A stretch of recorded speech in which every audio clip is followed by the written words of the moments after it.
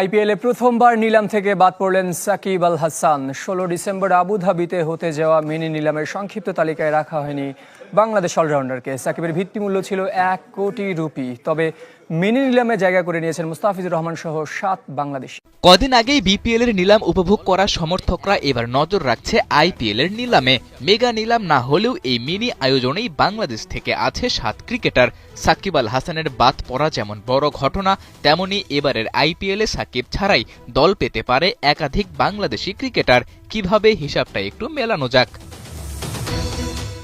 IPL এর এবারের mini নিলামে নিবন্ধন করেছিল প্রায় 1000 খানেক ক্রিকেটার, যার মধ্যে চূড়ান্ত তালিকায় জায়গা পেয়েছেন 350 জন, যেখানে দেশি ক্রিকেটার 240 আর 110 জন বিদেশি।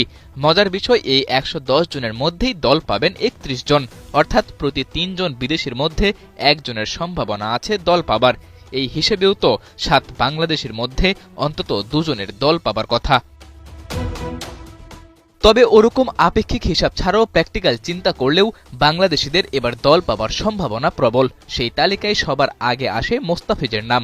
সবশেষ আসরে খেলেছেন দিল্লির জার্সিতে, আর বর্তমানে মাঠ মাথাচ্ছেন সেই দিল্লিরই আরেক ফ্র্যাঞ্চাইজি দুবাই ক্যাপিটালসের জার্সিতে।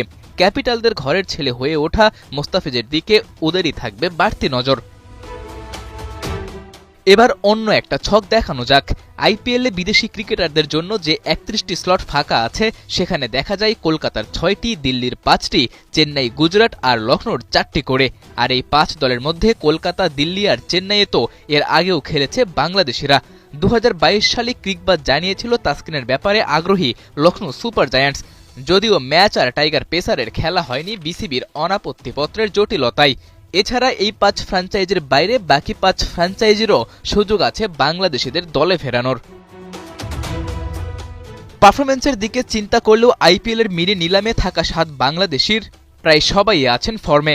মোস্তাফিজকে নিয়ে নতুন করে বলার কিছু নেই, রিশাদ তো এবার খেলছেন বিগ ব্যাশে, আর তাসকিন শরীফুল টাইগারদের জার্সিতে নিয়মিত পারফর্মার।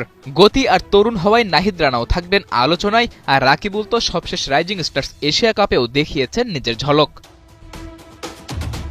তবে বাংলাদেশি ক্রিকেটাররা শেষ পর্যন্ত আইপিএলে দল পাবেন কিনা সেটা নির্ভর করবে বেশ কিছু বিষয়ের উপর।